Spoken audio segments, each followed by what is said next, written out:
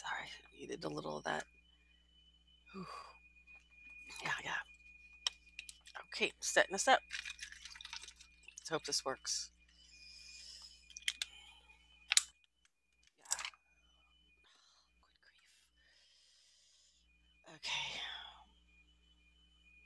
Good grief. Okay. All right, here we go. I'm going to start recording on this computer. And hi, everyone. Welcome to the GoldFish Report. I'm your host and researcher, Louisa. Today is Thursday, September 10th, 2020. This is GoldFish Report number 565. We are continuing with our Food for the Soul series on GoldFish Report with two of my favorite souls to share this and this topic with you. The topic today that we're going to talk about is truth as a force of nature. And the two wonderful souls that have joined me are, of course, our favorite Dr. Scott and Vicki Werner. Welcome, both of you, back to the GoldFish Report. Yay, we're glad to be here. Very glad to be. So I'm just going to check in, make sure our live chat can hear us. Hi, good morning, everybody. How are you? Let me just write and ask them. No, that's not what I wanted to do. There you go. I'm just going to check in, make sure when we're live. When we're live, anything can happen. So let me try this again. Is the sound good? Can everybody hear? Okay, excellent. Thank you. Because then we just need to check that. So yesterday, the president tweeted, "Good morning, Texas. We love you." I love Texans. Here we go. I have a screenshot to share with everybody. Yesterday, President Trump tweeted this: "Truth is a force of nature." And it's quite interesting that the president would tweet something like this. It truly is. Because what do you think he meant by it? And why do you think he tweeted this?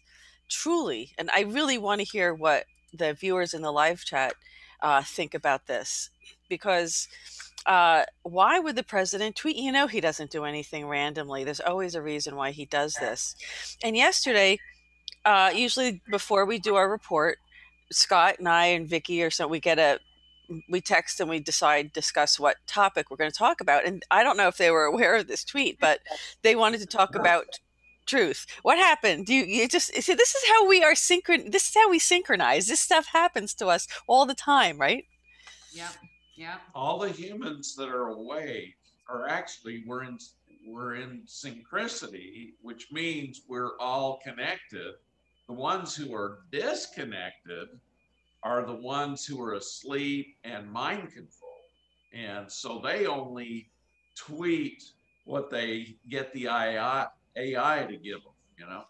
True. That's involved in this too. Did you want to go into some detail, Vicki, about what inspired you to talk about this? Because, you know, this is a really elusive topic.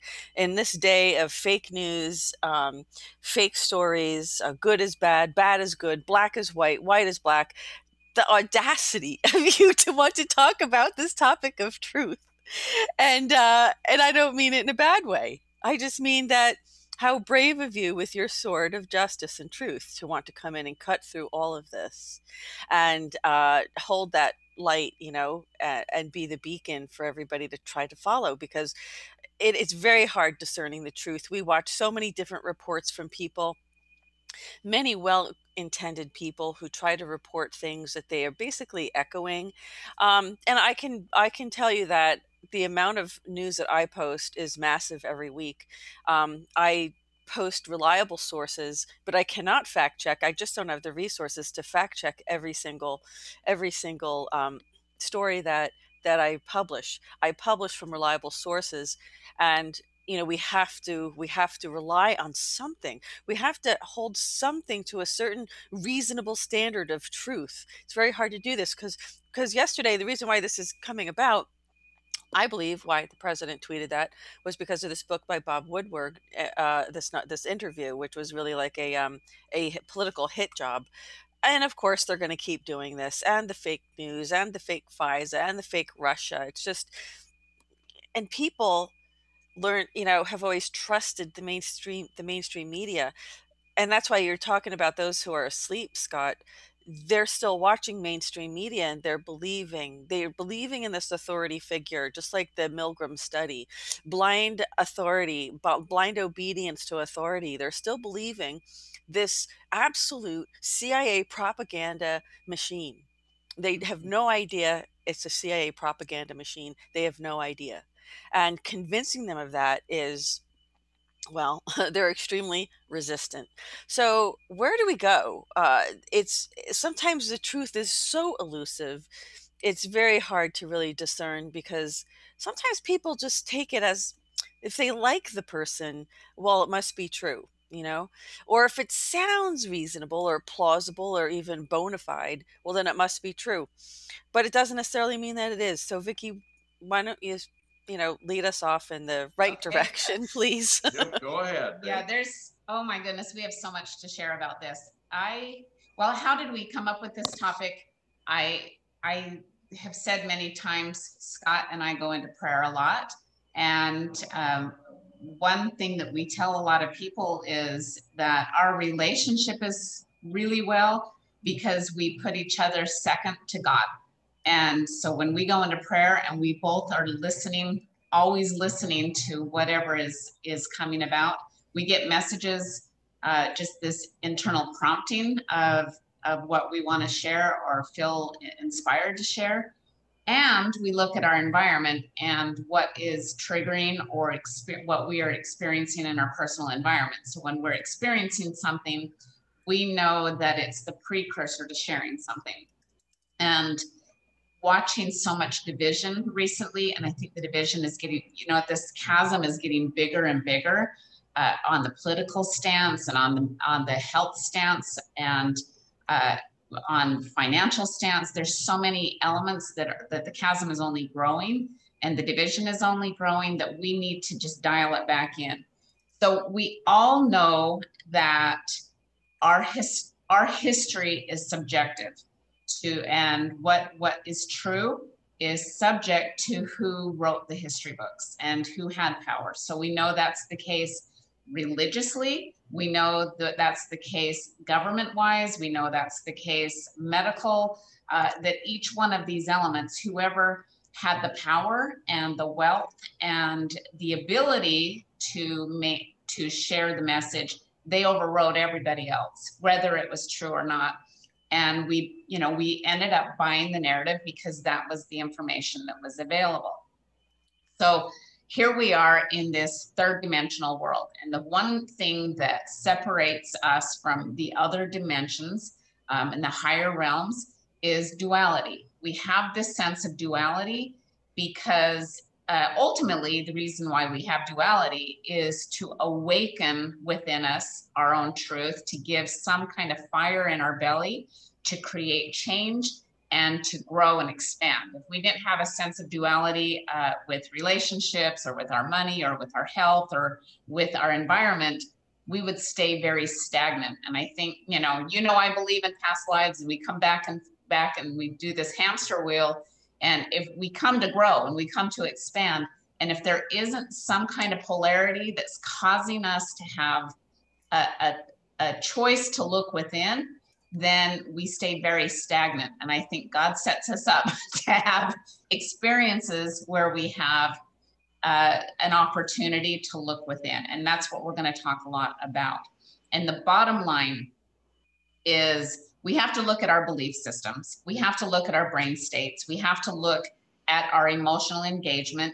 We are going to believe people who emotionally engage us. Now, public speakers and inspirational speakers and motivational speakers, they know how to trigger our emotional engagement just as much as a used car salesman or just as much as a pharmaceutical ad. They are going to, commercials and children wanting, the new latest toy or the engagement with the Kardashians or whatever level on social media. It's emotional engagement, and that's how that's the hook. And so we have to understand that when we have an experience and we form a opinion about that experience, we now have formed a belief. And once we form a belief, from the quantum law, we will set up nature to reinforce that belief, because ultimately nobody wants to be wrong. Nobody wants to think that they're being fed a lie. However, we have to admit that every one of us have been fed lies. That's the basis of this conversation. Every one of us have been fed a distruth in some form, either social media or mainstream media or advertising, whatever it is. We've all been fed distruth, and now we have to dial it in and find truth for ourselves. Now, one of the things I just want to make a statement about, and hopefully this doesn't get us banned, but Then don't say it. you know, you state the truth and you get banned from YouTube. Oh, that's the problem. And you know, the interesting thing is, the truth is, masks have nothing to do with keeping viruses from coming in our body, and yet we are reminded every day, watching all the people who fed into this untruth continuing to wear the masks, and they're not fighting it. They've been told by the CDC it doesn't help, and yet they're not fighting it. Why? Because their truth is that the MK Ultra people who have told them they need to wear masks, they're wearing them. And believe it or not, wearing the mask reminds them how much fear they should be in, because they see it all around them. And so they go, well, something's wrong. I should be in fear. And yet fear is the opposite of love. It's the opposite of truth, believe it or not. And yet we're reminded every day looking around us. And I got to give a lot of kudos to this Peggy in California. She has been able to get the counties in California to stop making mandatory things that have nothing to do with truth, but have to do with control. It's pretty cool what she's done. Okay. Well, let's just I'm going to screen share this, and I'm not necessarily screen sharing this, pastor, because I think people should support him. This is not an endorsement of this particular person, but as I was searching through the quotes and things that I was looking for this report today, I'm hearing a little echo for some reason. I came across this gentleman, and he's perfectly fine. I mean, you know, he could be perfectly fine to follow, but it's what he's saying that I wanted everyone to give a listen to. Let's see what we have here. Okay. Isaiah 5:20 says this: woe unto them that call evil good and good evil, that put darkness for light and light for darkness, that put bitter for sweet and sweet for bitter. Think about that. They call evil good and good evil. My name's Pastor Steve Waldron, New Life Pentecostal Church, Albany, Georgia. You know, 20 years ago, that which was called moral is now being called immoral. And that which was called immoral is now being called moral. Friend, we're seeing a changing of the definitions, a switching of the price tags going on in our day. This has occurred through social media, through media of all facets, through believing certain forms of media, through just lackadaisicalness. The church may be getting a little lazy and becoming Laodicean and not praying and fasting and talking in tongues. It's come across because people began to disbelieve scriptures and believe fake news and other news sources that are out there that just don't square with the truth. Friend, just open this book. This is the word of truth. If it says it's right, it's right. If it says it's wrong, it's wrong. And you have to rightly divide the word of truth. Some people say, you know, My Year of Living Biblically has been a real popular book lately. Well, he's living just in Leviticus and Deuteronomy and different things like that. The Bible talks about a new covenant, a new and better way established upon better promises. So Isaiah chapter 5 said that there's always been people around that we call evil good and good evil, and put light for darkness and darkness for light. And now the children of light, they're trying to put them in the closet. You know what I'm saying? Trying to snuff out their light. But I just want to let the power of the Holy Ghost shine through me in this dark age that we're living in, because I believe God's still got tremendous revival. And if you'll seek him, you'll find him. If you'll just cry out and say, God, are you there? He'll reveal himself to you. You can be born again of water and spirit. All right, I just wanted to kind of show that aspect of, where the Bible does quote and discuss this time that we're in. And one of the best things you could do, again, we have our own biases, so it's very hard.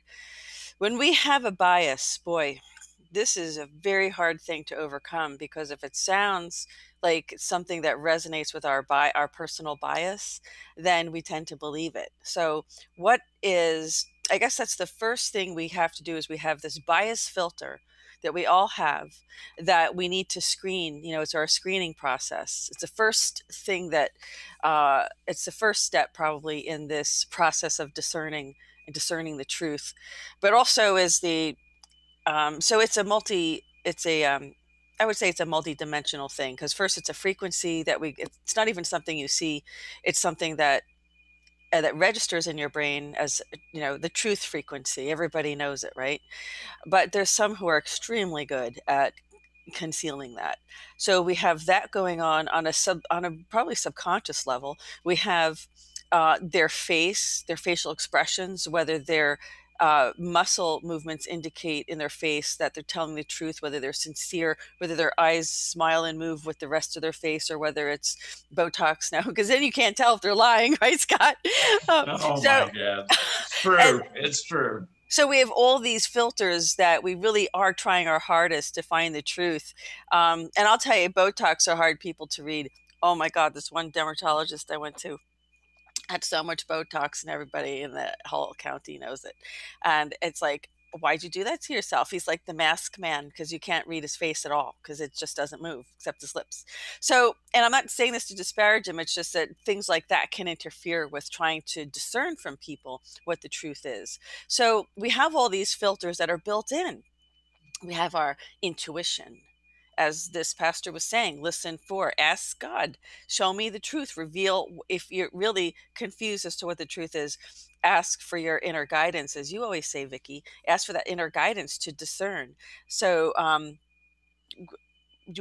don't you go ahead with that? Yes, I would like to share.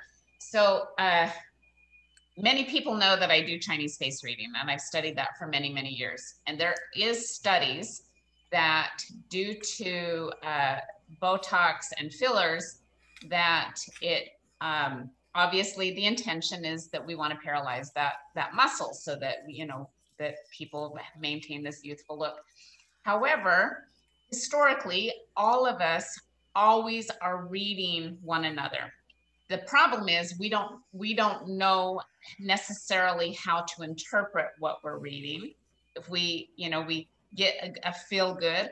Now, there's somebody that we know very well here that was taken to the cleaners by the attorney that she had. And the reason why she still believed in him is because he bought her a Pepsi.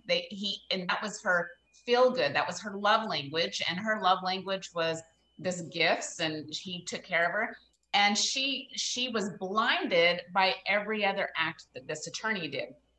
That's one example of how we think that we're interpreting good deeds, but we misinterpret it by, again, what I'm coming back to is that emotional engagement.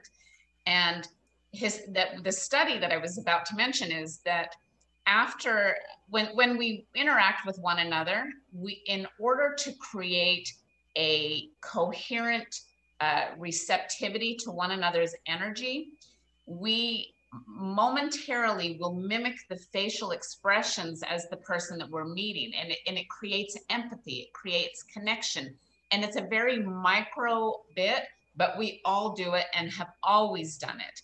So if somebody's smiling, we smile. If somebody's, their eyes are squinted, we squint. It's these little facial expressions that connect us and build our level of empathy. Now, with so much Botox and that inability to do that, because they're showing studies that the level of empathy has dropped significantly because they're not able to connect and make those facial expressions. So that's just one level of where we're looking at right now. Another level that we have to take into consideration is algorithms and all forms of media is way smarter than we are, and is working 24/7 to build up a relationship with us. So as an example, whatever we spend our time at, whatever we pause and look at, whatever we hit a like button with, whatever we hit, whatever we choose to share, whatever holds our attention, whatever we rewatch, whatever language we're doing, all of that's being connected. And what is the goal of social media on all platforms? Engagement. So the longer they can hold you captive with engagement and building that relationship with you, the more they're going to benefit. Not the more that we're going to benefit, the more they're going to benefit. And so, say for instance, I'm going to take the political stance because that's a very, very big elephant in the room for all of us.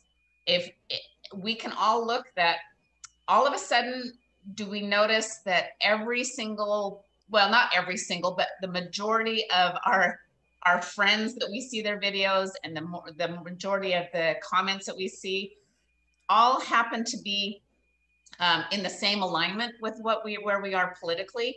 And so we look at the person that is a family member, they're getting a very different feed than what we're getting.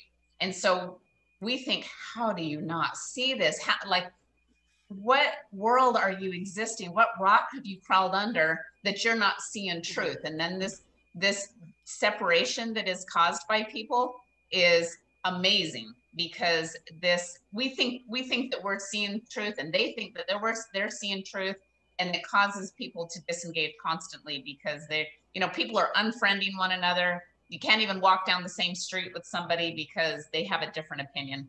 And so this is where we have to look at. So social media has an agenda. Their agenda is engagement, and they're going to feed you truths that is, this is so confusing to see all of that. I'm sorry. The reason I didn't know it was going to keep doing that, but the reason I was screen sharing the computer was so you could see the comments, the live chat comments. Because, I said, how do you discern the truth? And Mia holds up a cup of coffee. So that's a good place to start. Oh, there you go. That's fun. So I know you can't see them because they're on the YouTube channel. You might actually be able to pull them up if you have another computer there. I get, but I wanted you to be able to see the comments. Okay, no problem. Like, it's overwhelming. It's overwhelming. Okay, no problem. Overwhelming does cause us not to know the truth. Right. Well, no, I wanted you to be able to see the comments from our beautiful souls who are in the live chat here, because they are commenting on things you're saying, and I just love them, and I'm so glad people are here. Morgan, Cosmic Dream 2020 Portfolio. Lucy, John, our proud Texas lady. Good morning, Cheyenne. Let's see who else we have.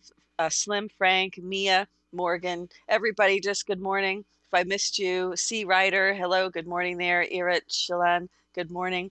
I just want to thank you all for joining us, in the conversation that we're having today. Sorry to interrupt, Vicki, is about truth and discerning the truth. And definitely put your comments in the comment section about how you really discern the truth. And some people just, said, let's see, like what you had said, what was it? Do not resist the call of your soul. So I'm sorry, keep going, Vicki. I was just trying to show you the comments, but that didn't work. Sorry. It's live. These things can happen. It's Move just on. That my husband, who's always touching and doing things when I'm trying, and I'm thinking, oh, you just pulled me in. Okay, I'm sorry. I didn't know it was that distracting too. Because you know what? I didn't know it was going to keep repeating and opening more windows and more windows and more windows. And I'm like, oh no, that's not the effect I wanted. Okay. And I'm like, am I supposed to stop talking? No. I mean, if I ask you, sometimes we can have a visual when you're talking too, if we, you know what I'm saying? So sometimes it helps, but that was clearly distracting, and I deeply apologize for the interruption. Well, you pulled me out of my funk for sure. sudden, pretty Was it- power. Where am I going? It was a Twilight Zone moment where we just kept going deeper and deeper and deeper into one box and opened another box and opened another box. It's like, where is this ending? I just Yeah. didn't know where that was going to end, actually. So I apologize. But, you know, it is kind of like Twilight Zone, isn't it? Where we're just doing everything we can to search for this truth. Just keep going if you can recall your thought, because I really do apologize for interrupting you. I didn't mean for this to be this big of an interruption. Apologize. Well, I apologize. to sum up where I was going with that is we have to remember that the agenda is engagement. And when we see in our feed, in social media, the feed that we're seeing and the feed that a family member or a coworker is seeing may be very, very different. And 100% of the time, that person believes their truth, and 100% of the time, we believe our truth. And when they're not aligned, we have to remember that somewhere in the middle is a level of truth. Now, I think the three of us are very, very aligned in where we stand politically. However, when we know that there's people on the other team, we'll say the other team, that just think we're just up in the night and just crazy. And there's, I'll see people say, oh, you clearly are following down rabbit holes and there's no evidence and there's no actual research and these people are just making things up. And then I'll say, these people aren't paid to research. These people are just feeling a calling to find the truth. And they'll say, well, the truth only resides on, why would they lie to us in the news? Why would they lie to us? That's their job, is to tell us the truth. And then we can say, well, they're paid to share a message. It's not necessarily, they didn't sign that we're going to tell everybody the truth. They signed that we're going to share what is presented to us. And we've all seen those videos of the mockingbird and how it's all, this is a threat to our democratic Well, it sure is. But if they can separate us, they can control us even better, because united we stand. When our government first started, when they gave the Declaration of Independence, there was a lot of people called Tories that wanted to follow King George, and they didn't want to have a free country away from England. And in fact, they aided and abetted, the English as we were trying to win our freedom. And the English knew this, and they were very good at, telling the Tories, hey, once we win, we'll put you in charge of everything, and the freedom fighters knew that we had to stick together.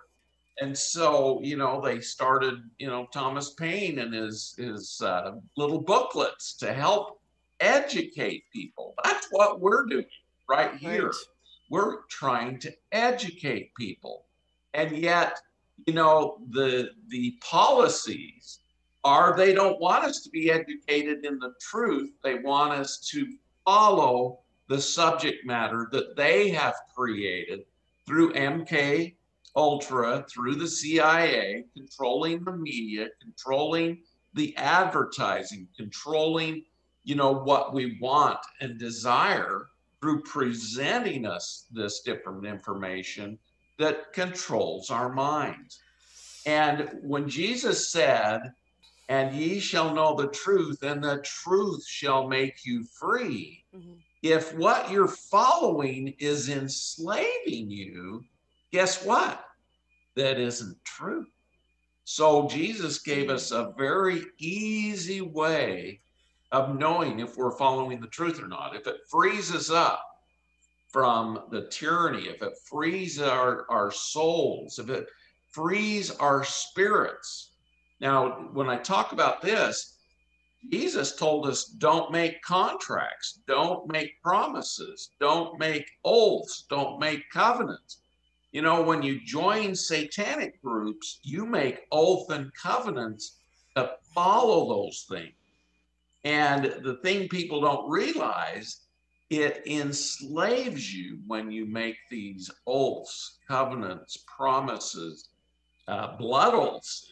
You know, I mean, and even taking it further, there are many people who will say that in past lives they made these through, you know, these oaths and covenants, that through this life, all previous lives and all coming lives, that people literally are having these experiences where they have to sever these oaths. Now that takes it on a whole different level. Yeah. When I was up in Mount Shasta, I had to undo the covenants and promises and contracts that people had made in past lives to get them cleared so they can actually start following their soul, following their spirit, because we enslave ourselves with these things.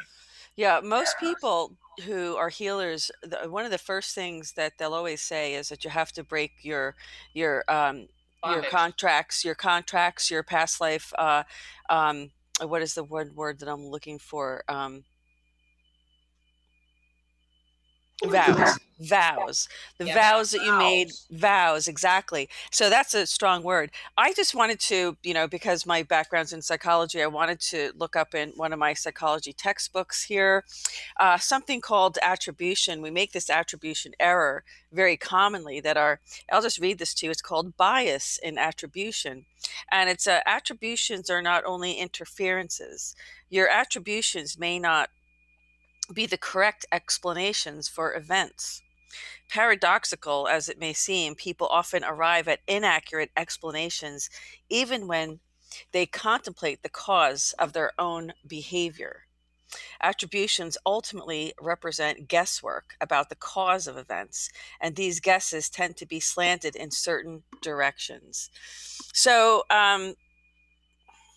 you know, one of the other things is ego. Okay. So our ego sometimes doesn't allow us to understand that we have a bias, and that bias is basically forcing us to attribute certain causes or certain predispositions to an event or to understanding something. I hope I'm not getting over anybody's head, but what I'm trying to say is that we even have inherited biases that we didn't even realize we accrued throughout our lifetime because because of the family we were born into or whatever.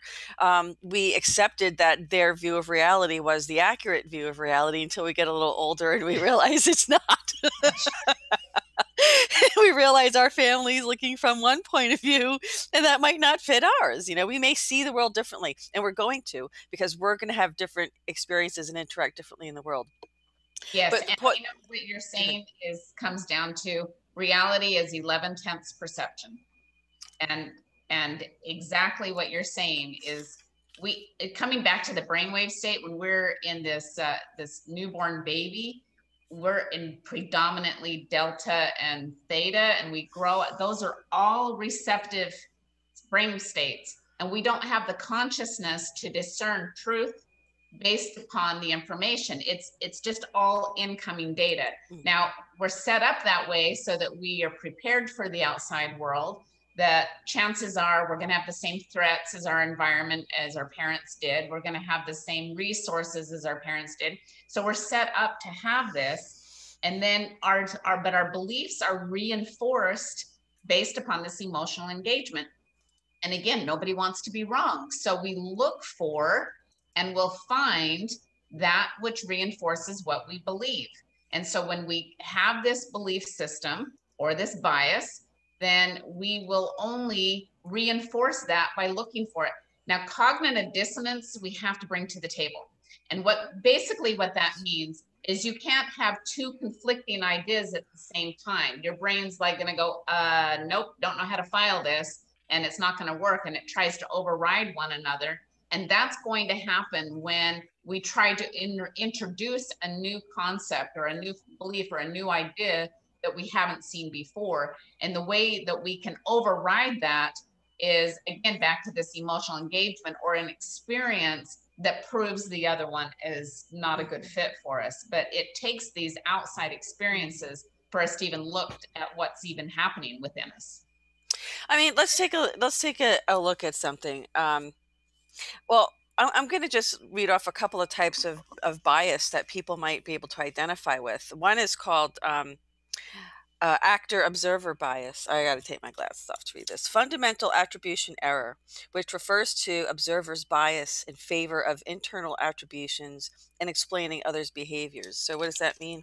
Something like something that's called defensive attribution, which means it's a tendency to blame victims for their misfortune so that one feels less likely to be victimized in a similar way. This is in the textbook, folks. It's not my opinion. Self-serving bias is the tendency to attribute one's success to personal factors and one's failures to situational factors. I mean, how biased are we, folks? Who's doing this? Have we ever caught ourselves doing this? This is the basis of human psychology here, right? Cultural and attribution errors and individual things. There's so much bias that we have that we're not even aware of. Which, Vicki, you talked about in the very beginning about people not really even being aware. And there's more of this as well. The whole point is to put the focus on the fact that we have biases that we're unaware of, that we are viewing. That's the glasses we're wearing, right? It's like when I talk about Q, I put my Q glasses on because I'm making the point that I'm viewing it through the eyes of Q. How would Q view the situation and the events going on? And that's when I talk about Q in my reports. I used to put these on all the time when I would do that, because I was proving the point that you have to view the world in front of you through these lenses in order to understand why this person's doing that. And if we only tried to do that with one another, if we only tried to put on their glasses and see the world through their perspective, we would have so much more peace in the world, wouldn't we? Yeah. That's the starting point right there, is what you're saying is, there's beautiful messages of walk a mile in someone else's moccasins and see where they're, what their experience is. And if they've only seen Trump as the one little statement that was caught on a live mic, and that they hold on to that, and they look at his history of 3 different marriages, and and they hold that as a representation of his character, then they completely are incapable of seeing all of the things that he's doing now. Because it doesn't match what their perception is. Yeah, and when you talk about attributes, when I was first learning programming, when I was 16 years old, we were learning, how to program the computers, and we had to put in all the attributes that we wanted.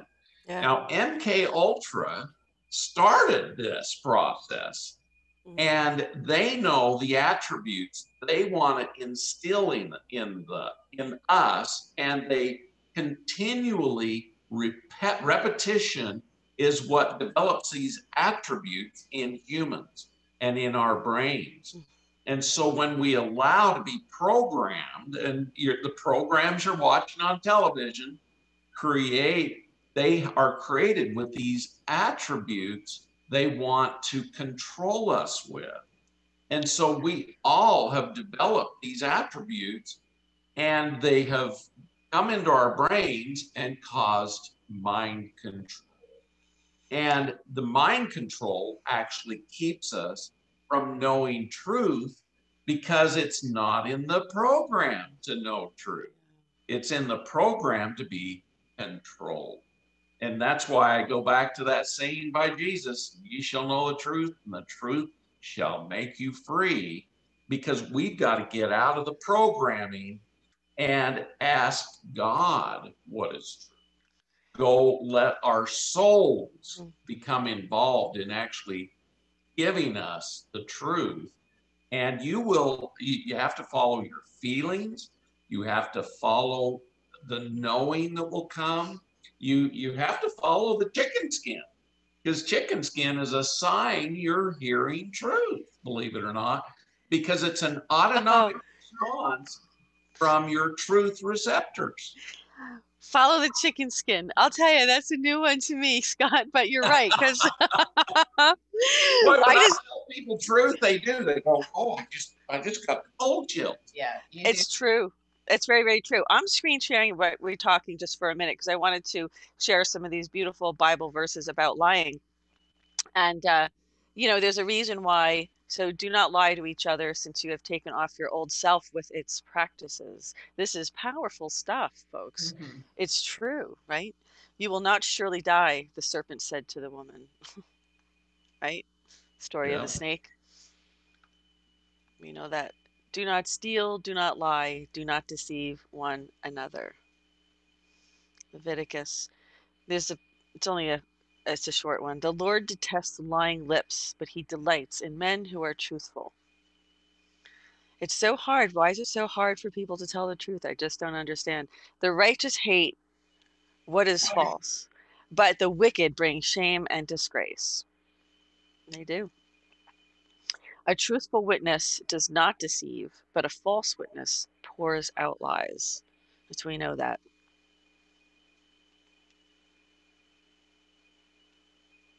I hate and abhor falsehood, but I love your law. There's so many. And why do you think it's so important? Arrogant lips are unsuited to a fool. How much worse lying lips to a ruler?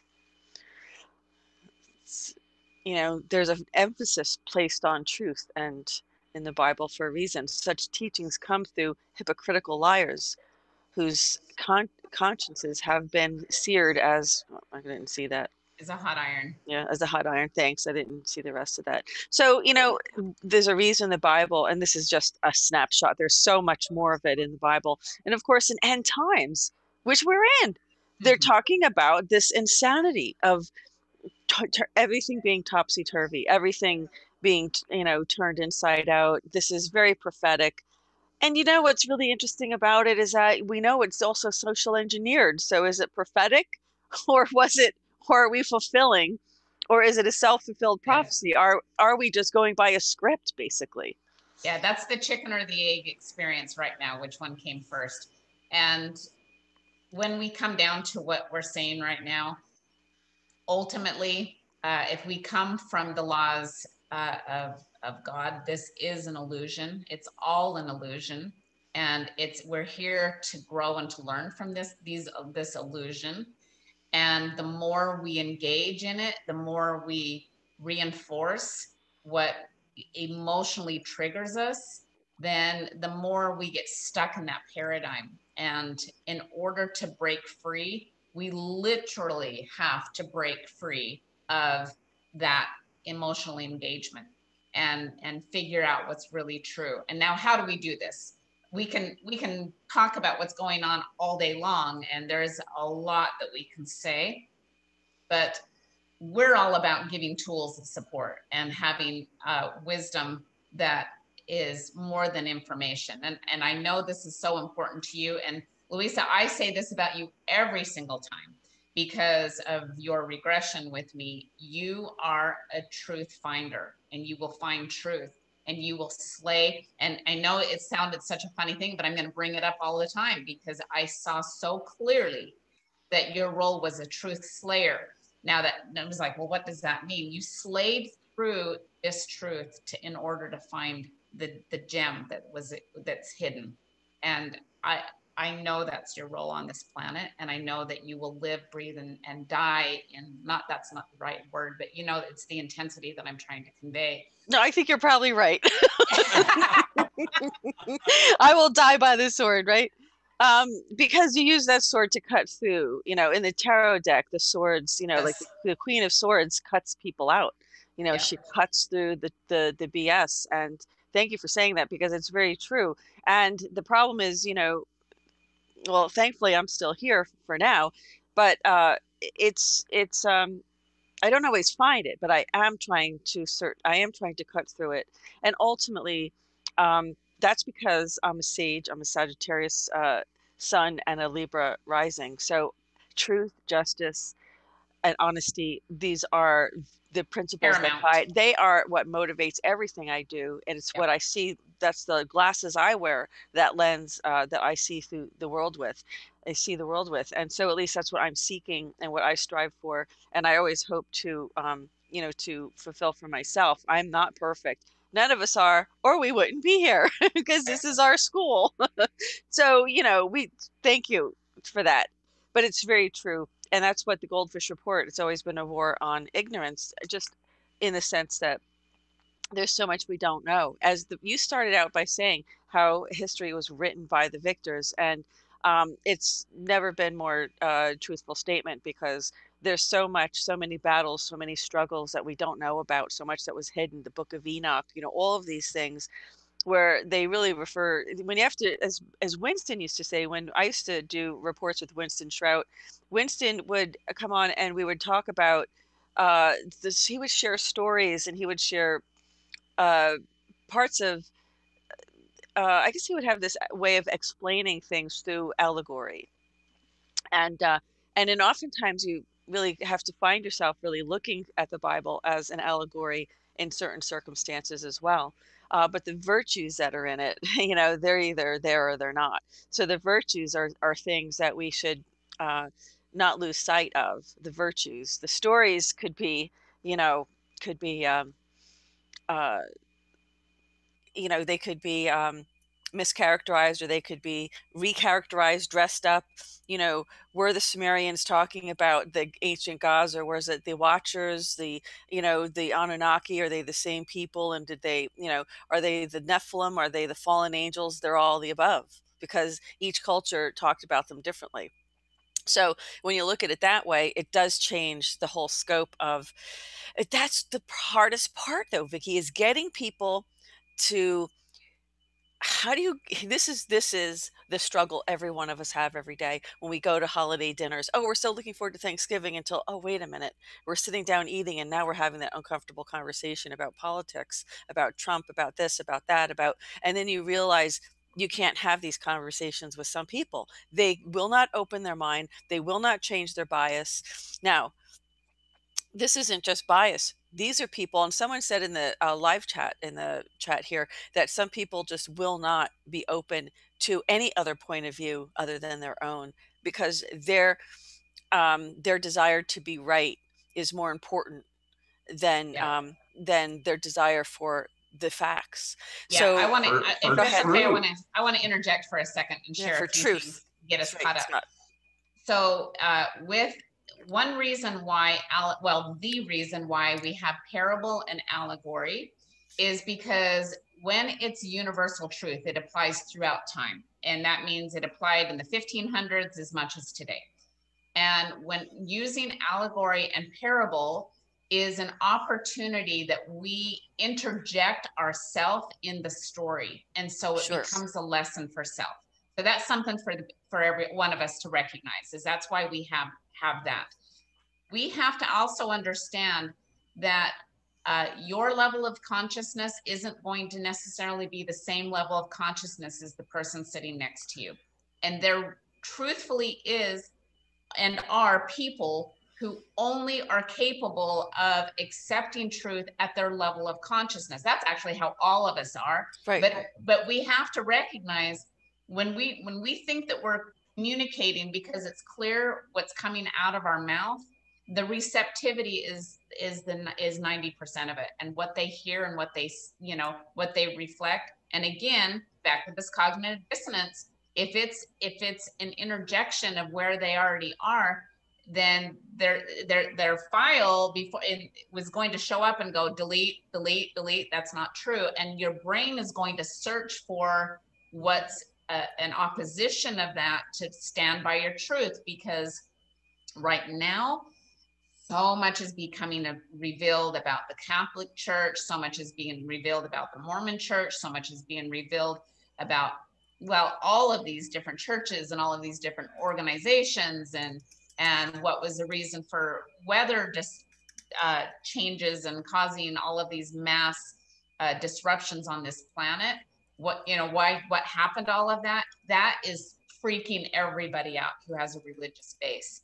And everything that they have based their life, their moral compass, their family dynamics, their connection to God, based upon these religious teachings. And now somebody's trying to show up going, yeah, you probably ought to figure this out, and you ought to add this to the equation. That's not going to work for a lot of people, because It literally will assemble everything that they think that they know is true. And it causes some mass challenge inside the mind. And people literally are going crazy. Confusion. That confusion is causing such a disruption in people's lives that are already on an unstable platform mentally and emotionally, that this just pulls a rug right from underneath them. And then we have to ask ourselves, what is our agenda with why we have to prove ourselves right? If we know that it's true, if God, God, I always say, Jesus, this is the line I say a lot because I think it makes sense. Jesus never had to walk into a room and say, yo, I'm Jesus, because he exuded and carried an essence so much stronger than the physical body that it showed up way before, that the truth resided in his frequency. And he never had to prove or disprove anything. He stated truth and it resonated to those who were ready to receive it. So he didn't ever have to, he didn't ever say, well, here's the thing, I'm the son of God and I'm Jesus and, this was my role and I'm going, that didn't happen. There was no reason for it because he was at a frequency match for truth. And he didn't have to do anything other than just to call out for what it is. And that goes now into us. Why do we have, sure, we have a political war right now where we see the truth. We cannot go down the other side. We have this agenda where we you have to see what I see. You have to see what I see. Another reason why we do that is because we don't want to be physically uncomfortable in the information we have. It's so much for us to carry that we need somebody else to carry this. It's kind of like when we see this thing about, when we see an image of a child that has been trafficked or adrenochrome or any of these things, when we see those images, they do an imprint on our brain so searing that we can't carry that information by ourselves. So we're like, you have to see this, because it's almost like an unloading of the heaviness that we carry. And we have to be very careful because you're causing a chain of command that is very fear-based. And most people in our population, other than having the voice and sharing information and wisdom, we can't really do a whole lot about it, but we can wake up to the fact that there is discord that is happening on this planet, and we can raise our frequency. Now I'm going to talk, please stay with me on this, because this is what's really important, what we're coming down to. We get caught up in this 3D world, in this illusion. We get caught up in the emotional engagement and the emotional entanglement, and we have to prove our right. Our ego has to take stance, and we have these battles of discord that ultimately nobody ever wins under those terms. But if we surrender to the recognition that we are here to serve thy divine self, that we are here to raise our consciousness and our awareness, that we are here to learn and to grow, and that we stop being a victim of our environment and we stop going by the Newtonian law of cause and effect, and we become that strength where we cause the effect based upon our frequency and the energy that we project. That means we have to heal our emotional wounds from the past, because every engagement of discord is going to speak through those emotional wounds of victimhood. And it's why every woman who has been victimized in any time in history through a relationship or any kind of, being overlooked on a job, they are going to buy into the Me Too narrative, and they're going to project the Me Too narrative because they've got to speak their wounds. And it's why everybody who has had any kind of disparity where they were not given the resources that were available to others, they are going to have to push the narrative of the Black Lives Matter. They have to continue to enhance and push that narrative. And people who have had health issues and have been compromised with their health, they're going to push the narrative that you have to have these masks on because I'm not safe, because they're not feeling safe in their body. And we get caught up in these discourses. I hope I haven't lost anybody, but I'm trying to say a lot here. But ultimately, If we step out of these dynamics and disengage emotionally from that, we start listening to our inner wisdom, and God never sent us down the wrong path. So when we start going within, going into prayer, watch how something causes an emotional engagement. And rather than causing that to be bad, we ask ourselves, what is this here to teach me? And maybe that message is that you need to stand up for truth. Maybe that message is that you recognize that you have emotional wounds that need healing. Maybe this is here to say that there's other people who need a service that you can offer. Whatever that is, go within and ask that question. But you cannot ask that question and receive a good answer or an honest answer when you are under a high level of stress. And we all are. When we're in a high level of stress, we're only capable of receiving things that emotionally charge us at that level. So we have to quiet our minds, quiet our bodies, go out in nature, be still, listen for the second witness. That's written all over the place. When there's a second witness, then we know that there's some truth to that. And just be still, that all of these evils that have happened in the world, all of this, trafficking and human trafficking and all of this satanic ritual, that's been going on way before we existed on this planet. And so when we feel like we have to solve that problem right now, we're putting the cart before the horse. And we have to slow down, come back, disengage, and go back into the relationship with your divine. Wow, that's a very good point, because there's so many things that you said that are so amazingly. This is what makes you a steel magnolia. This is why I love you so dearly. You're such a wise person. And let me just tell you that let me start with when you talked about parable and allegory, and how this was probably one of the most beautiful things. And folks, don't underestimate this. This is so amazing. She's absolutely right. It's an opportunity for us to inject ourselves into the story for our own lesson. That was so profound. You just don't hear that everywhere. But it's the truth. And like I said, virtues don't change, right? It doesn't change the story. The actors may change, you may change, but the virtues are the lesson. And and you're right, it's a political war, but it's also a war, it's a spiritual war. And the spiritual war is the war for your soul. And you realize what all of this means. And so as a result of that, I did pull up the Archangel Michael prayer, because we all need to remind ourselves that this is a spiritual battle, that it is a battle for your soul. There's no question about it. Saint Michael the Archangel, defend us in battle. Be our protection against the wickedness and snares of the devil. May God rebuke him, we humbly pray. And do thou, O Prince of the heavenly host, by the power of God, thrust into hell Satan and all evil spirits who wander through the world for the ruin of souls. That's what they're trying to do, folks. They're trying to ruin souls. There's no question. And so when you understand that, that's really the battle that we're in right now, you understand that it's more important than any other time of your life that you know who you are, and seeking the truth. You know what?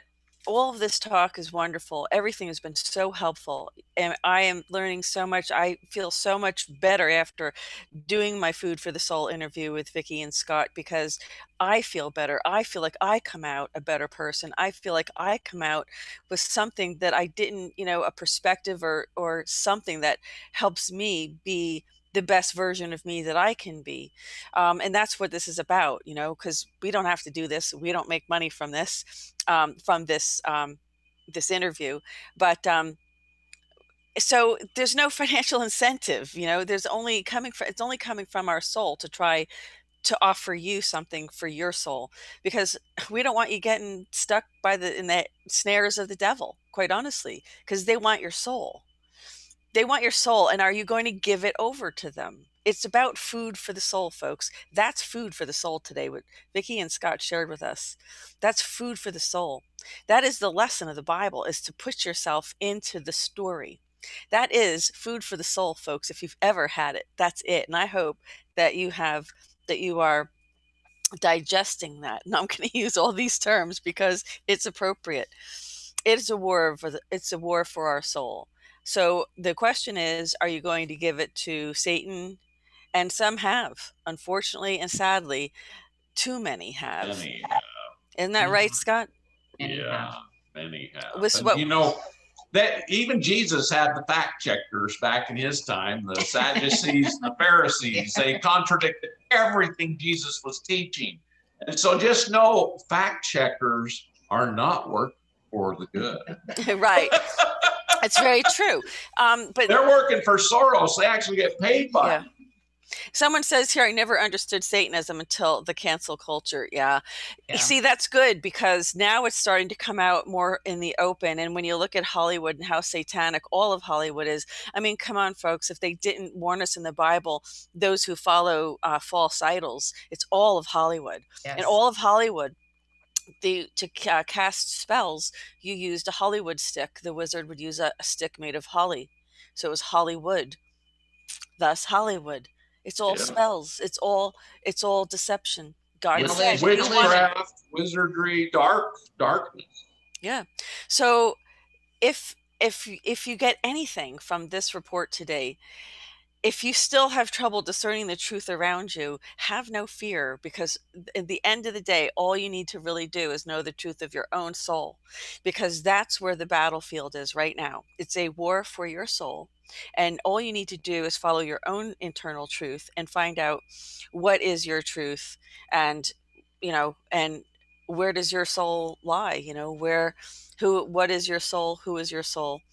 And are you willing to hand that over? Are you willing to sell it for the other fame? Thing that gives us truth is going into meditation and prayer, because when you quiet the mind, quiet the outside, attributes that we get hit with every day, and we attune ourselves to the universe, whatever you want to call it, all of a sudden that quiet, that peace, be still, comes into you, and you will know that God exists, number one, and you will receive that beautiful energy from God, which reorganizes your body into alignment with the God force. And that's why it's so important, more now than ever, to go into meditation, go into prayer, because you will find that peace that God instills in your hearts and into your minds. The two-minded man is an enemy to God, because when we're two-minded, we're listening to the darkness as well as the light, and we're being confused by it. So by aligning with the peace of God, with the quietness of God, you can know the truth, and the truth will help set you free. Well, the truth of yourself, though, I think this is where, sadly, we're seeing a lot of people, they just kind of came out of the woodwork, didn't they? Just kind of like all of a sudden, turn to, they, for what are the advertisements on Craigslist? $500 a week, $1,600 a week to be paid anarchists, paid protesters. They're selling their soul. They're selling for money. They're allowing their souls to be ruined for money. And I'm not saying that we don't need to have money on this planet in order to survive, because God knows we do. And he did set up trusts for us for that purpose, but they were hijacked. But we do have a choice. I mean, we do have free will. So the only thing we can truly know is our own truth. But look, some people have had a lot of traumas. Scott, you talked about MK Ultra. There's a lot of people who go into, self-deception is a defense mechanism. It's a very powerful defense mechanism. So when it comes to, let's get down to the truth of the soul here. The self-defense mechanism. How do we this has to do with, this is beyond bias. This is beyond that, because it's a defense mechanism. This is a subconscious, well, attributions are also, biases are also subconscious, but the self-deception is the part of us that resists our truth. So did you want to go into that a little bit, Scott, and dealing with this defense mechanism that we have? Vicki's indicating she wants to answer. Oh, well, Okay. you can. No, go ahead. Well, I allow the divine feminine to take charge. when Scott was talking about meditation, what that means is awareness, being, gaining a deeper sense of awareness. When we step into that meditation, we drop our brainwave state and then we to a level of receptivity and to a calmer, coherent state, and we then become aware of our thoughts and our emotions that start to just bubble up to the surface, and we can bleed that behavior over into our lives, where it's more than just the 10 minutes in the morning where we center ourselves and project how we're going to do our day. Then we bleed the peace and serenity and awareness of what triggers us, and awareness of what causes an emotional response, and what that loop of thoughts that keep repeating over and over. And if we choose, we have the opportunity to be our own, we're the student and the master simultaneously. And we do that by, when we engage in an experience or with a person, listen to the dialogue that's going on within. How many of us can attest, and I think everyone can, of when we plan on meeting. Now, for me, it was my ex-husband's grandmother. Every time I knew that I was going to see her, the conversation that took place in my head way before we actually were face to face, I was already pent up with so much emotion, because I anticipated everything she was going to say to me, everything she was going to cut me down with. And I was just building up this armor of protection. And so when we catch ourselves in this loop of conversation that builds up intensity and emotion, that by the time you see that person, they even saying hello, you're like, rah! And you just like bite your head off, because you're so caught up in the emotional engagement. But again, choose to be your own teacher and master, and listen to your dialogue and what you're creating in your environment. Well, what about, all right. I just love that we've just entered the 60s, right? I know, right? But it's very true. And pardon? You got some saging going on. Yeah, I'm saging, all right. I'm really hoping that we're just no, I'm saging because it's not a cigarette, folks.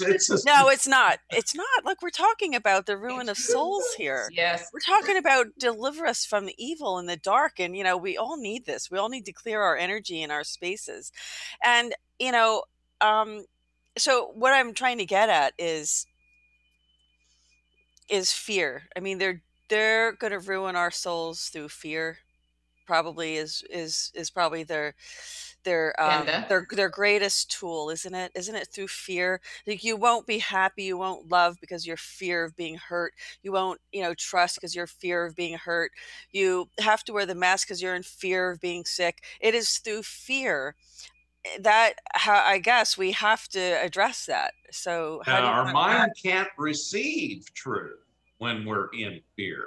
You got to get out of that sympathetic discharge in order to quiet your soul, quiet your mind, and become congruent with your heart. You can't be in congruence when you're in fear. And so, they're using this as a tool to keep us away from the truth. And gosh darn it, nobody wants to be manipulated. No, I know.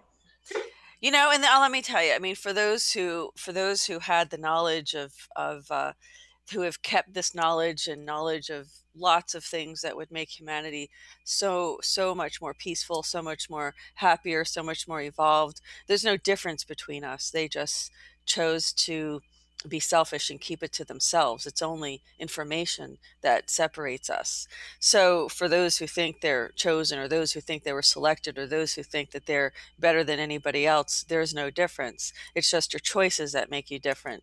And that's it. But in terms of, it's sad, I go back to that story of, I don't really remember where it came from. Oh, yes, I do. It came from an experience I had with a person, a story of a person who was in hospice, and they were literally facing the end of their life, and they started suddenly becoming very religious. They started reading texts. They started negotiating with God. It was that moment where you can't deceive yourself any longer.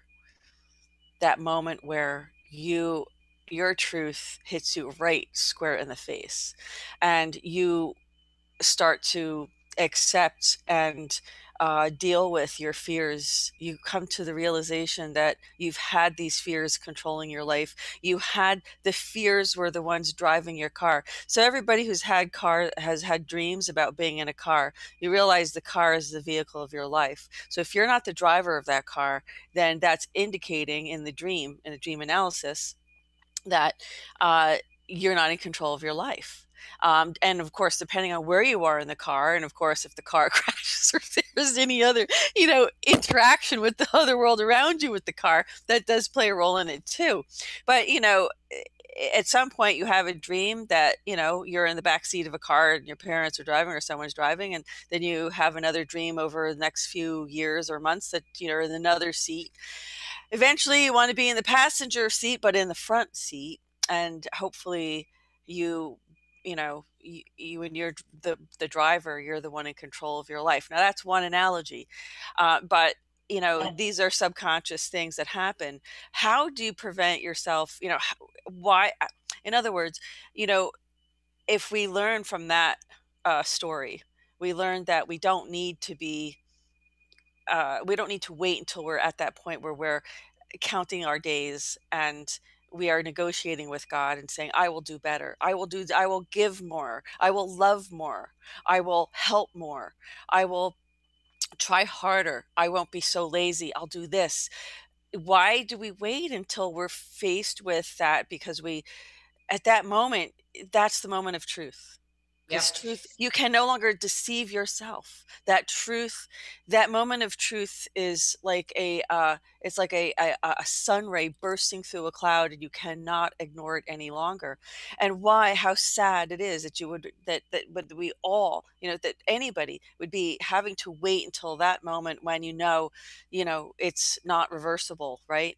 That you finally come to that truth about yourself, when you could have done that. You could have been living a better quality of life. So if you're sitting there, folks, and you're sitting there wondering in terms of, saving your own soul and making your choice about, the enemy, and how the enemy is, at a war for your soul right now, now's the time to separate the wheat from the chaff, right? Now's the time to have that come to Jesus moment, or come to God moment, or whatever, that moment of truth about who you are, because it's time to pick sides. So Yes. Vicki, go ahead. I'd like to say, Joe Dispenza famously says, most people don't make change, unless we're under trauma, pain, or some level of trauma or pain. And that's what causes that level of change. And his statement is, why wait? And we do get in these comfort zones of familiar, and it's a body's way of keeping us alive and safe. But truthfully, why wait? And if we get to the end of our lives, one of the mentoring techniques I really like to do with my clients is project what would your future self be grateful for you right now, of how you showed up right now. And if you had a conversation with your future self, what would they want to feel gratitude that you engaged in? And if we're engaging in hate and name calling and being of the dark and just being cruel to people on social media because we can remove ourselves from that engagement, then I don't think our future self is going to love that. And our current self doesn't love it. It doesn't really feel good. It has this momentary high, but it's not aligned with God.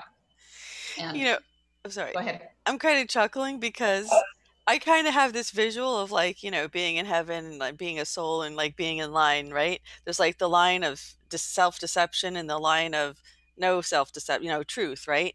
So I find it that those who are in the line for truth are the ones that don't get to live in self-deception. So they're the ones that get reality hit them every day. They're the ones that get the toughest challenges. They're the ones that are like, you don't get to decide this later because you already decided back there. So it's kind of like, I find that this is very consistent, right? It's like, and I'm sitting here listening to, and I'm thinking to myself, no, I wasn't in the self-deception line. I was in the, okay, it's all happening to you now. Wake up. And, and that's why it's like, we must have made the choice, right? We must have made the choice in advance because it just seems like I really feel like I don't have the choice. It's like, no, you're going through it and you're going to experience it, just like the two of you, which is why but one of the other things you said before was so amazing. And I think what we need to start learning to do, and I don't know how we're going to do it, and maybe you guys have some suggestions on that, but instead of asking someone, how old are you? What is your age? You meet somebody, or how old is somebody or whatever. You need to start asking, what is your frequency? Because that right then and there. No, I'm not kidding. We need to change our language. We need to get real about this. We need to get serious about it because you're absolutely right in what you said. It is absolutely a person who is not on your wavelength. And you could say it wavelength, use 60s talk, use whatever you want. Yeah, it is a frequency. So if they're not on the same frequency, they're not going to receive the message. They just can't. They're not on the same frequency. They're vibing on, it's like two radio stations. That is correct. That's a great analogy. Is one of us are on 96.5 FM and one is 890 AM. And that's not going to be cohesive at all. So how do we solve that? We're never going to get somebody that is going to be welcome new information if we're shaming them, if we're making them wrong or bad. That's the language I use a lot. Nobody wants to be wrong or bad. There are people who are wrong and bad, but nobody wants to be wrong or bad or called out for that. So if we can meet people where they're at, and rather than calling out and just like, don't you understand what you're doing is wrong? It makes us feel, we have that primitive brain that makes us feel like we're a cornered caged animal. And how does a cornered caged animal respond? With attack or with going like just shutting down. But they don't change. They don't make any kind of adjustments. So if you really want to reach your hand across the aisle, then do so by saying, I value you and I value what you have to say. I don't necessarily have to agree with it, but I value that you have the right as much as I. And if your viewpoint is different than mine, I welcome the opportunity to expand, because they want us to wake up as much as we want them to wake up. And I'm not trying to cause separation, us and them, but I hope we're all staying aligned with what we're trying to say here. Is it's not about us or them. We're fighting a battle that isn't our battle. We all know it's a dog and pony show. We all, one thing we learned very, very clearly is in the judicial system, it's a dog and pony show. And they're at the bar at the end of the day, swapping stories just as much as people who are in Congress, and just as much as people who in these they're on two different teams for the media, and then they're back sharing drinks and whatever. So just know we're fighting a battle that isn't ours. But when we find something that is true and aligned to the direction that we want to go, we have to stand for that truth and stand up against tyranny. Now, I'm not saying be aggressive, but how we stand up for truth is we align to that and we open our hearts to that. And I know I'm speaking language that is a little bit challenging to follow, but I'm trying to plant the seed that if we recognize that our souls are here to evolve, that if we align an internal compass to truth, that the field of energy around us will magnify and enhance, and it will be a feel good for those that are on the other team. It'll be a feel good for somebody in our family, that they will be safe enough to have the conversation and be open to say, okay, I hear you, I see you, I want to know more, and I'm willing to look at more. And if that's all we really need to say is to the other person, I hear you and I see you. I don't necessarily agree, but I hear and see you. Then it opens the door for conversation to take place. No, I love your statement. What is your frequency? People will go, what the hell is he talking about? Right. But it will let them kind of question where they're at. They're at. I love that. Well, let's use this chart here that Scott has talked about many times, because this is how you find it, right? Words that reflect courage, that's your frequency. Like, you know, hang in there, you know, stay the course, don't give up. You know, we have to start creating frequency dictionaries here in order so that we can understand what words to use with certain people. And you have to be real crafty about it, because you want to throw in a few words here and there of other higher frequencies so that they can start having a goal to reach to. Because you have to slowly, I hate to say breadcrumb, because I don't mean that in a negative way, because I don't like the idea of breadcrumbing someone in a relationship, which means you kind of give them a little bit. Yeah. It is a manipulation. You're kind of just giving them a little bit here and there just to keep them hanging along, when you really have no intention of investing in the relationship, whether it's a friendship, a personal relationship, or whatever. But when you look at how they describe this, Scott, we've looked at this so many times, right? So let's just look at the bottom. Let's look at shame, 20 hertz, right? This is what, is this 20 hertz? Is that what that's representing here, Scott? Well, what these actually represent is there was no way of actually discriminating the different things. And so he made an arbitrary numbers and started with 100, because fear always vibrated the same. And so he started at 100, and 0 actually was no energy at all. So when you're clear down in shame and guilt, which, believe it or not, when people look at you and they see you're not wearing your mask, they try to put you into guilt and shame. Oh, you're going to expose us all and all this crap. And so they're actually trying to put you down in the lowest vibration there is. Wow. And fear is where all the mess wearers are at, because they're in worry and anxiety about the virus, the pandemic, you know? And so they try to do all kinds of stuff to even put us even lower than where they're at. Now, when he went up to 200 and found courage, you know, that's where the people are who are trying to make changes for the better rather than changes for the worse. And notice it's below neutrality even. And so as we go up, we actually move into more joy. You know, when I first heard of David Hawkins, he was an MD, PhD, and he was literally fighting against kinesiology, which is the study of energy, but it came to be known as the study of human strength for some reason. But kinesiology is actually the study of energy. And a guy came into him, he threw his prescribed medication on the thing, and he said, this tested bad for me. David Hawkins was like, what do you mean it tested bad for you?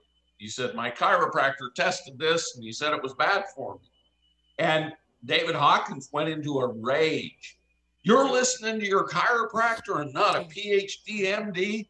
No, he was the piled high and deeper psychiatrist, David Hawkins was.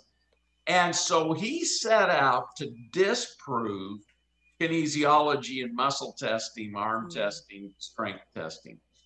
And he came to find out through his studies that it worked.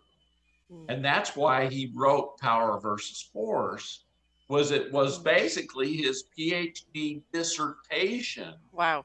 About consciousness and the effectiveness of muscle testing. And he started testing everything. I was able to meet him before he died, and he was the most happy person on the planet because he found being in love consciousness made you happy. Yeah. Instead of being angered and you know, all this stuff that he was before, he became and practiced what he learned about the kinesiology. And he knew he had to be happy. He had to be helpful. He had to be in love consciousness. And he was he was one of the most delightful MD PhDs I've ever met because he overcame it through his studies of consciousness. I put this back up because I wanted to look and see if they were identifying truth on here in some way, and like what frequency that is. And I think it's can you see that on there? Do you think? Well, truth vibrates above 400. Okay. That's what I was going to say. Is above reason. I believe it was 480 is where it. Now these are not just 100. Yeah. These are actually standard deviations. So you go up 100 points, it's 1,000 times more powerful. Okay. So when you go from fear into courage, you're in 1,000 times more positive energy than you are when you're in fear. And so when you move up into willingness, move up into reason, each one of these is a logarithm higher than the previous. So you move up into enlightenment, that's that's to the 6th exponential deviation, which is literally billions of times higher than fear. So if you think about what he learned, and he actually had to label it for us, because our minds, we like labeling stuff. And in order to understand, he knew we had to understand these different levels. But this is powerful because I love the teachings of David Hawkins. This is interesting. He became enlightened. This is interesting because it says at the bottom, note, a person may operate on one level in any given area of life. An individual's overall level of consciousness is the sum total effect of all levels. So this is different than Maslow's hierarchy of needs. You can't operate the same way. This is not that kind of chart. Maslow's hierarchy of needs is you move up and down, you know, and hopefully you only move up, but we know that's not how life works. We know that you move up and down on that chart. So it's not an aggregate, but this is, and that's very, very interesting. Yeah, it seems like, because love, when you see love here, you see purity of motive from the heart, true happiness, intuition. I would definitely agree that would be, I would think it, when you said 480 at 500, I think that looks about right. Definitely above reason. Interesting you said that, Vicki. Interesting. Yeah. So what a wonderful, wonderful topic that we're talking about today. And if you think about it, I just want to point this out. Sure. Socialism puts us down into the lowest level of Maslow's hierarchy of needs. It keeps people from reaching enlightenment. And so, you know, socialism, communism, fascism, it's all about controlling the human mind. And it doesn't allow us to free the human mind. And so just know that if you're voting for socialism, fascism, you need to relook at what you're doing on Maslow's hierarchy of needs. Yeah. Well, it's about the soul at the end of the day, right? It's about your truth, you know? It's about whether you believe in yourself, and it's about what your self-truth is. So ultimately, this topic of truth isn't even, it started out the first half talking about the truth of the outside world, and then so of course it would end talking about the truth of the inside world of each one of us inside, because ultimately at the end of the day, um, we still have our own challenges with facing and accepting our own inner truth, as we talked about, because we have self-defense mechanisms that sometimes prevent us from some truth. Some people who self-sabotage themselves because of fear, the fear of being happiness, of fear. Can you imagine? It might. Yeah, can you imagine people who truly fear this? And so many people do, because we've been programmed for so many millennia, right? I mean, our souls have been here for a long time, so we have been programmed to stay in this, in this vibration. So naturally we are.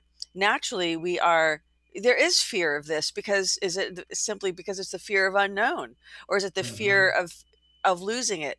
Right? So then we go back to is it better to have loved and lost than to have never loved at all? That's a tough question to answer. It's much better to have loved. Yeah, I agree. And remember, fear is the absence of love. And so when we're in fear, there's no way we can get up in our vibration. Vicki, did you want to comment on that? Well, we have to remember it is in our DNA. All of this, we still have a very primitive kind brain that is all about survival. And our DNA, we've lost lives. We've said this before, we've lost lives when we tried to stand up against tyranny and when we stood up for truth. And I think the tides are changing, that I think now is a really good time to remember it is darkest before the dawn, but God will ultimately be the victor, and we have to align ourselves for our soul evolution. Ultimately, if we want to get off this hamster wheel, we need to start doing our inner work. Right. Yes. And one of the things I realized is that it's so important to perfect our DNA. We are creators. We are the gods. That's why they want to control us. Right. They control us. They control the universe. And so we want to bring ourselves back into the love. And so literally we need to remanifest perfected DNA back into our bodies and get rid of the reptilian, because reptilian DNA actually makes us more susceptible to fear. Yeah. And we don't have the capacity to generate true love. And so bringing the perfected DNA back into our bodies, like St. Germain taught with the 24-stranded DNA, divine invocation, it brings us back into that love consciousness, that higher consciousness. So when we say truth is a force of nature, back to where we started this whole report today, we screen shared this tweet from the president. And I think what was very peculiar was that this is the president of the United States, and he is it's verified account, so it's him. Truth is a force of nature. So we really had this conversation about the nature of truth and the nature of and and I think one of the things he was referring to was how many people came out in his defense of the truth. And that goes to show that those are people living those authentic lives. And it's not always easy. It's not always easy living your authentic self, because we're programmed with fear. So, and I'm not begrudging anybody by saying, oh, there's some people who actually, live in fear of joy and peace and all this. As I pointed to this chart, I have been myself. I mean, we don't know until we're confronted, right? Until it triggers us, right? And then we realize we have something we need to heal there, right? So it's all an educational process for each of our souls. I wasn't saying this in any way to be judgmental or to make it seem like I've accomplished this, but I have worked pretty hard on this, and a lot it of is pretty wonderful. Sorry. A lot of people, they have Einstein as the divine God of truth. But believe it or not, Einstein only could get up to the vibration of 499 because he did not accept love as being the higher concept.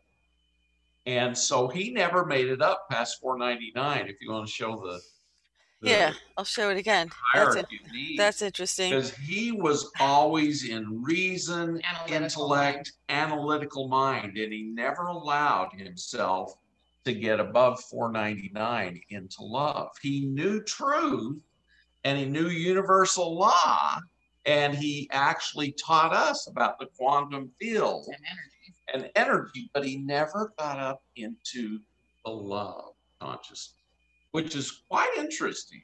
And David Hawkins pointed that out very clearly to me, that he tested Einstein multiple times and he never went above 499.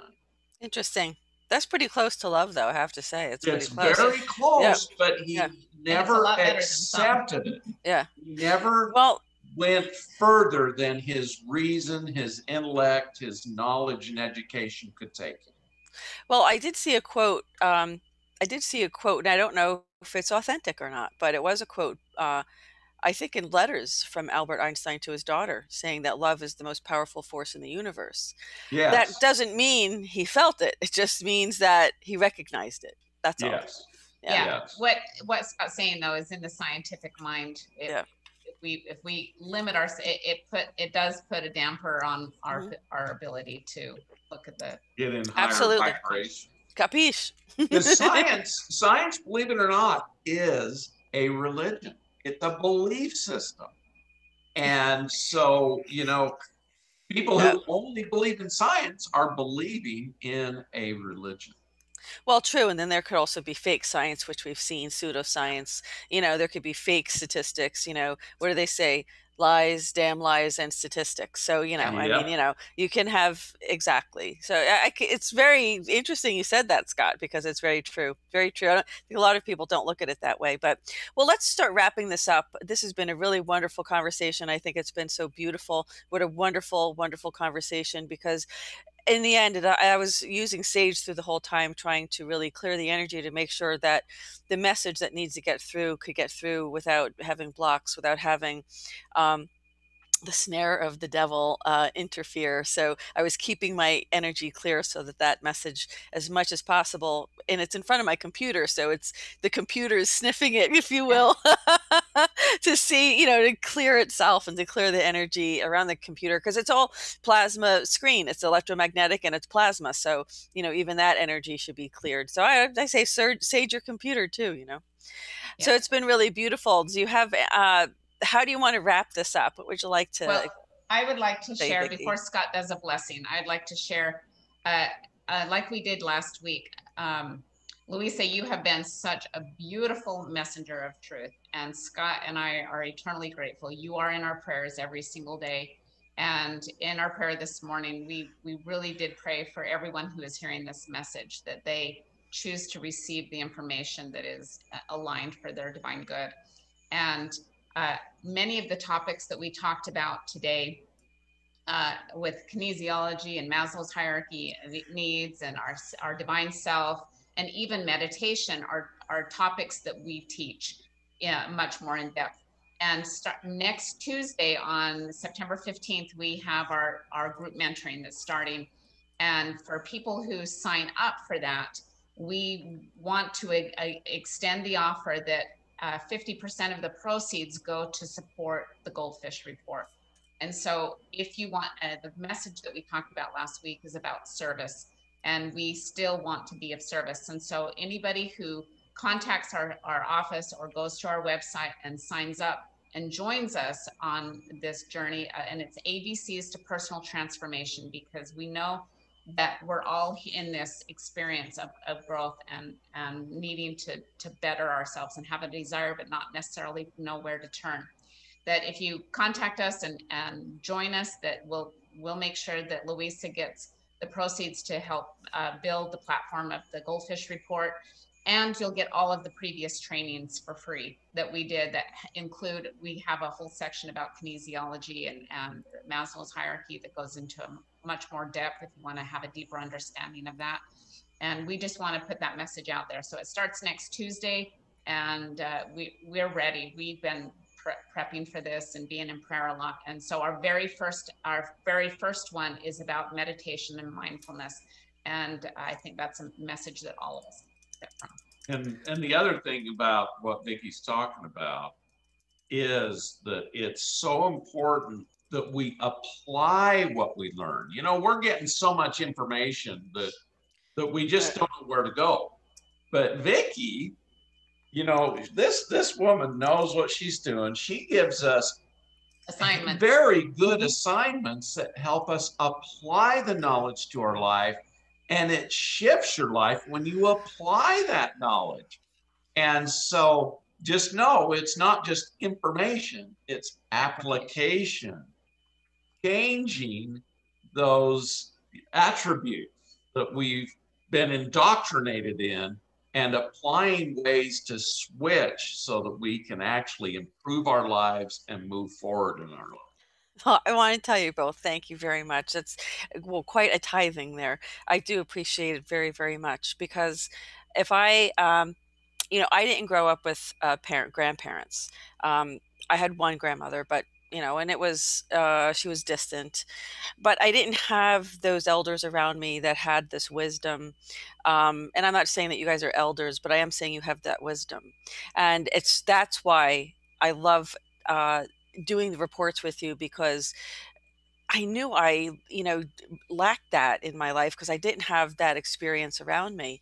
And my parents were too busy, with their life and with their kids and working and everything, to really have been that to a great degree either.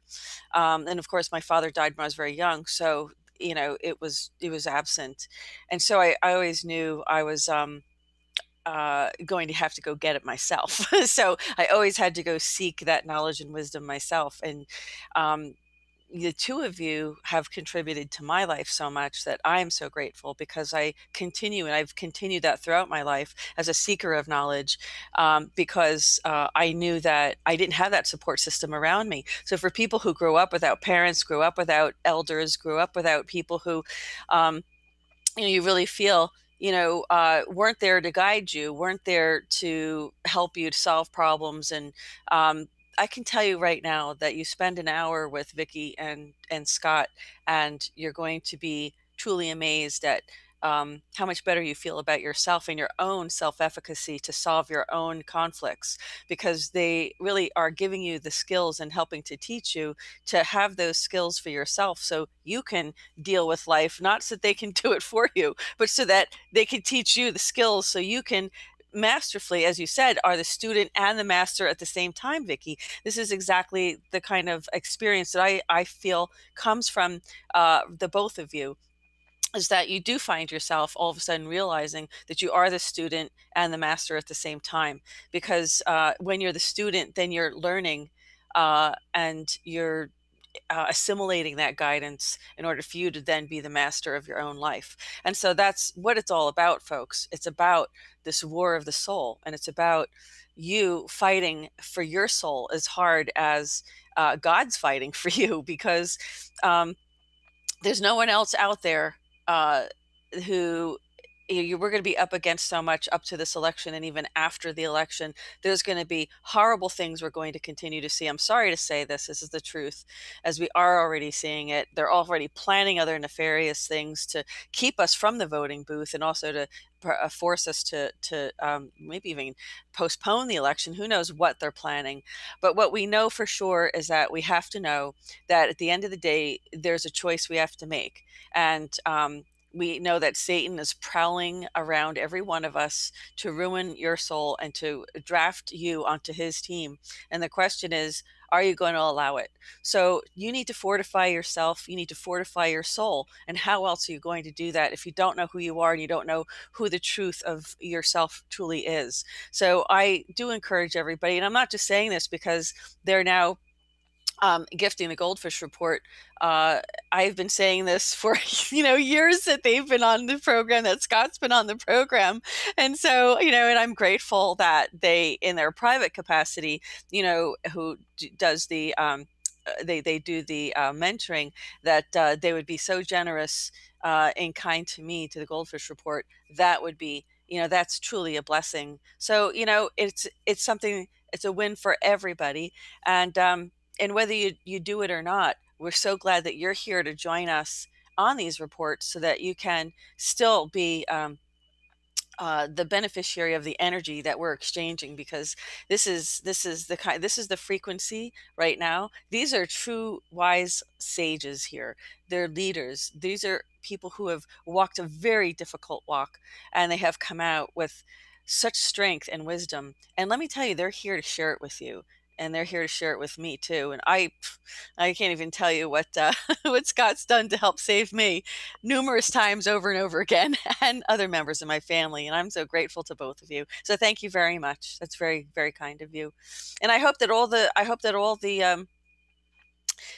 viewers out there really had something to digest today, something from this buffet of wisdom. Oh, I can't help but just keep using those analogies of food. It's because you're very earth people are very is all about food and togetherness and gathering. So it's your love language. Yeah. Yeah, it is today, because it's your love. It's so funny you said that, because my Venus is in an earth sign. So it's very funny you said that. It is very earthy. So everybody, we do hope you enjoyed this program, and I would love, and Vicki, thank you so much again for your incredible divine feminine energy and wisdom that you shared with us, because we do need this, and we're so grateful for you, my dear, to come and share your wisdom and divinity. And I know that they came on the heels of wounds that were deep and tremendous, but you healed them, and you have risen from.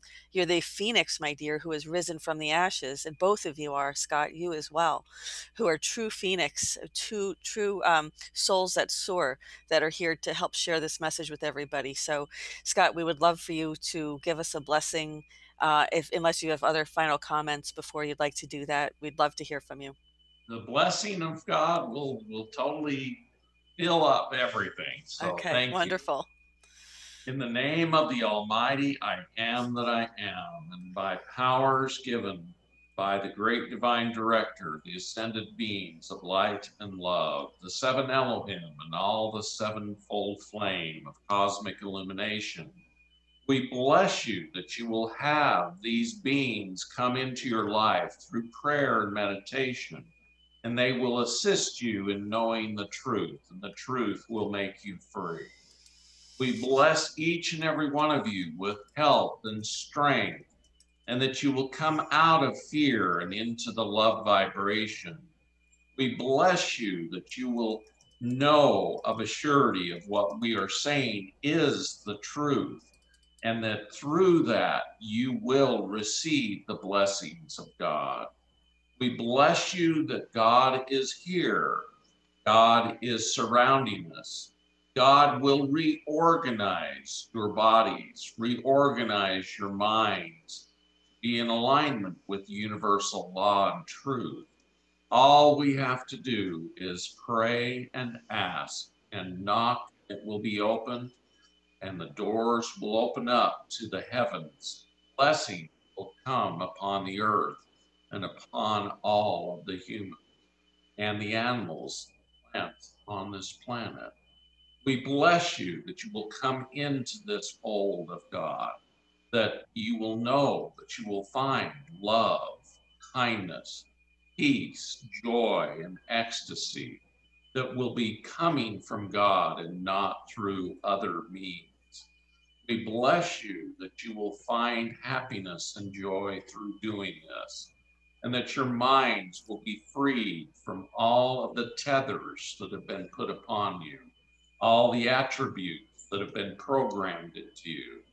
We bless you that the fear will be removed from your souls, and you will move into the love of God. So it is.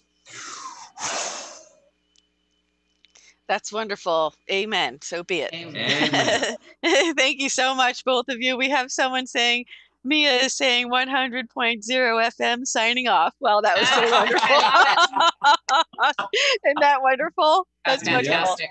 Thank you. Fantastic. Everybody's saying thank you so much. Slim says, Louisa must be hungry for wisdom. Thanks, Frank. I like that pun. It's just how it's been, right? Thank you, everybody who's joined us today. Irit, Georgia, also Kem, Robert. Thank you so much for joining us. Mary, Michelle, Kem, Gary, Morgan, Truth, Ether, Vishnave, Morgan, Daryl, Michelle. And if I haven't read your name, I apologize. Operation, Theater, Gary, all the wonderful people who joined us today. I'm just looking through. Proud Lady Texas. We love you. We just love Texas people. Mary, Mia, everyone else, thank you so much for joining us today. Kat, Aaron, all the wonderful souls 2020 portfolio. Thank you. We'll be back next week with another Food for the Soul, folks. You don't want to miss this. It's going to be 10:30, God willing. We'll be live on YouTube. And just as a footnote, folks, if you don't see a report from us or you don't see a message in the community section, please go to our Facebook page, our 24/7 Facebook page. I'm going to screen share it for you because we were banned, we were suspended from YouTube for a week for our Meme Monday report. So this is our news page here, okay? And you will see news here. This is where our reports and all the other news that I have, some memes. We're very meme friendly here. Will be posted. And talking about memes, because the Meme Monday report was supposedly the cause of some sort of violation of community standards with YouTube. I'm only going to be offering it on our Patreon channel. So if you want to become a Patreon, please do so, and you can get those reports exclusively for Patreons. Our Meme Monday report, which is the news in memes on Monday, every Monday morning. So thank you all very much for joining us. Vicki, Scott, thank you so much. Love to you and strength to you. And we'll see you next week. And for everyone who is joining us in the live chat, thank you so much for keeping the conversation going. The thumbs up, folks. If you like this report, give us a thumbs up. It'll help circulate this report further and wider. It'll come up in the recommended videos for people if you give us a thumbs up. And we do appreciate that. And with that, we'll be back Saturday for our weekend edition POTUS report. Until then, folks, have a great weekend, and we'll see you then. This concludes this edition of the GoldFish Report.